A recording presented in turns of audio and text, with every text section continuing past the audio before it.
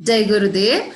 Here we are today to discuss about the memory devices or the storage devices in a computer. As we have seen in our previous video where we have seen all the internal parts of the computer, where I have showed you like hard disk and the RAM. So that time I promised you that we are going to discuss about this in detail in our next video. So here we are today for that. Now, we all know what is computer, how it works. Yes, so we already know the IPO cycle also. IPO cycle is nothing but input, process, output. So this is the principle on which computer works. Input is the raw data given to the computer.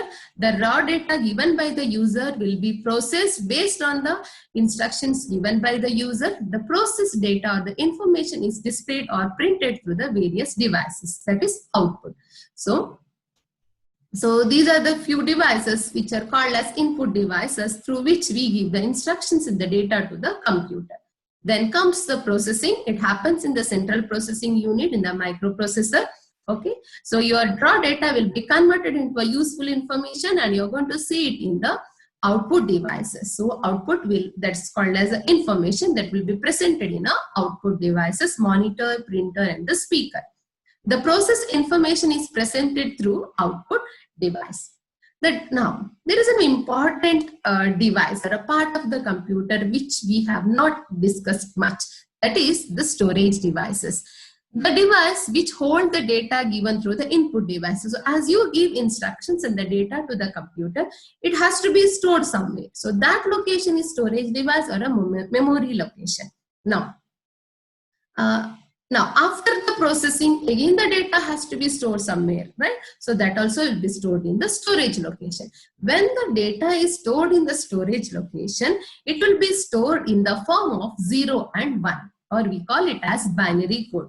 Not after processing, even whenever I give instructions of the data to the computer, I might be using my language, English or any other language to give instructions and data to the computer. But computer cannot store it in the same format. Yes, it cannot understand the human language. So there are interpreters, okay, in the computer. It will interpret this into the computer understandable language and it will be stored in the binary code. Now, when we say storage, see, if you see it's a liquid, you'll say it is 1 liter. You'll say if it's solid, you'll say it is 1 kilogram. Like yes, the same way. When our data is stored, even it occupies a space, a certain place it will occupy, and that storage space is measured in bits, okay, or bytes. Now the smallest one is bit, okay. Each number, letter, symbol has a unique binary code. Okay? Everything what is stored in this has a code for that. There's a unique code given for that. Now I told it is measured in byte or bits. 1 byte equal to 8 bits. Bits is the smallest unit of measurement in computer. 8 bits makes 1 byte. Okay, 1 byte holds 256 characters. Okay, it can be number or a characteristics or a text, anything it can be. It holds 256 characters when I say 8 bits. Now, 1024 bytes will make 1 kilobyte. 1025 kilobytes will make 1 megabyte. 1024 megabytes will make 1 gigabyte. Okay, like this it goes on. So if you see KB, MB, GB, TB, you have already seen these terms. You know about these terms, right? Yes, whenever you save your file, a Word document, it will be in the KBs. Okay, maybe your image, okay, that will be in KBs. Now MB, the music or a video files, maybe in MBs, megabyte. Yes. So GB, yes, you say you have seen the pen drives come in GB. Yes, the memory size of a pen drive will be GB, means that huge data you can store it in a pen drive. When it comes to hard disk, we say TB, terabyte. Okay, memory devices. Every digital device has a storage device to hold the data.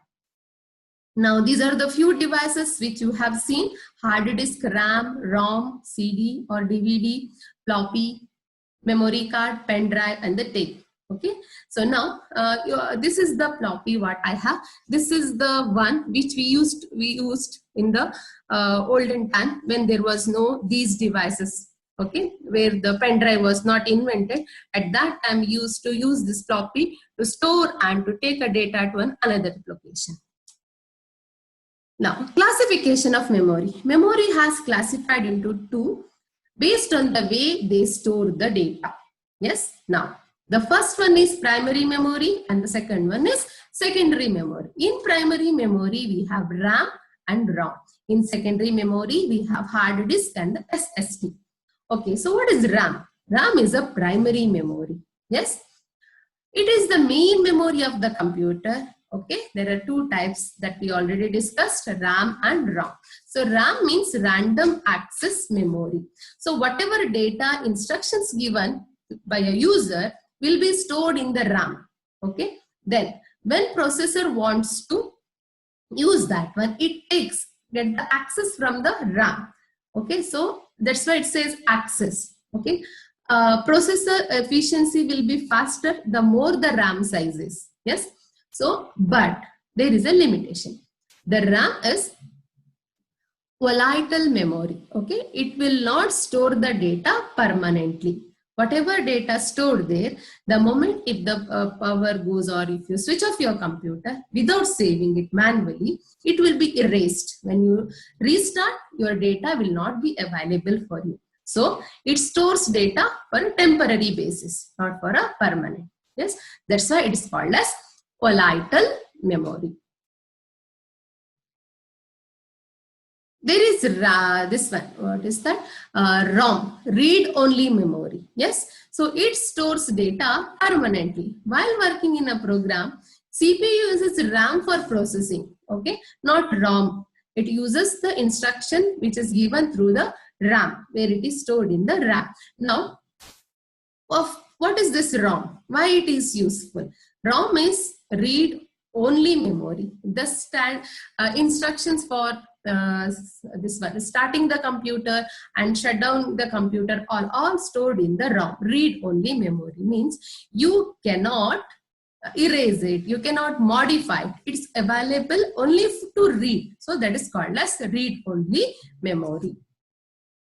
So there are two in primary memory, RAM and ROM. Okay, RAM is random access memory and ROM is read-only memory. Now we go for the secondary memory. This memory, also called as external memory, they store data permanently. Here data is stored manually, we save it. But in RAM, automatically it will be stored in that.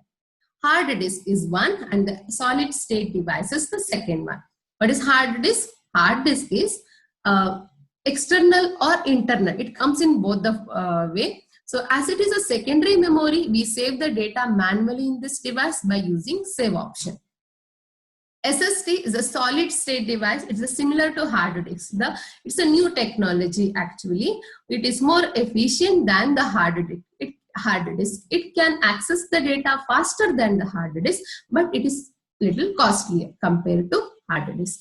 So you can see the mechanism of hard disk and the SSD. So you can see a circular shape tape inside that one.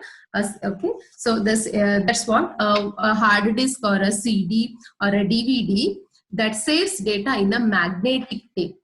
Okay, they are protected with the outer cover. Yes. Now, if you see hard disk, you can see that circular tape. It has to rotate so that the head, you can see that one device there that will read the content from the while it is rotating. So it takes time. Yes, but if you see SSD, here the data is stored in the form of chips.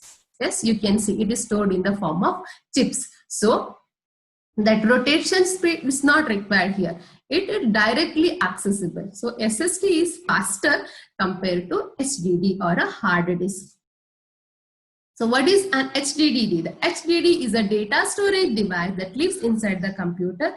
It has a spinning disk inside where data is stored magnetically. Okay, HDD has an arm with the head, so it will read when the hard disk rotates. The disk rotates, the head will read the content from that. SD got their name solid state because they have no moving parts. like hard disk. I told the disk has to rotate, but here there is no disk. It will be stored in the integrated circuit or in the chip. The difference of HDD has a lot of implications, especially in the size and the performance. So it can be a stamp size. The SSD can be a stamp size. So laptop or a handheld devices can have this as their memory or the storage device. Now, we already know about the pen drive. The other secondary devices are this. So pen drive, also called as a flash drive. Again, the storage mechanism here is different compared to hard disk. Okay, so it is so small that it can be carried in a pocket, that we all know. But if you see, it holds such a huge data, a GB can be held in the pen drive. Yes, if you compare to CD, pen drive is smaller. Yes, but it can hold a GB memory in that. Other than that, we have a CD, DVD, and Blu-ray disc. Compact disc CD can be stored data permanently, can be carried easily, but capacity is 700 MB. So it's in MBs. Digital versatile disk, yes, it can store the data in GB. Yes, but now it is becoming little outdated. Okay, next comes Blu-ray disc. Can be stored data permanently. Here also carried easily. Single side disk, it also can hold in the memory in data in GBs. Data card. A data card is also a portable storage device. It's also known as a smart card. It is commonly used in cameras or in MP3 players, tablets, mobile phone. This is a stamp size. Yes. Okay, handheld devices. It is suitable for the handheld. But if you see the capacity, it can hold a TB, 1 TB, terabyte memory. Yes, more than the pen drive, more than the, compared equally to the hard disk. Next storage devices, cloud storage. We all know about this. It is in the discussion now. Every time it will say the data is stored in the cloud. Okay. As it is a huge topic, we are going to discuss in detail about this particular storage device. Okay, in our next video. Till then, Jai Gurudev and take care.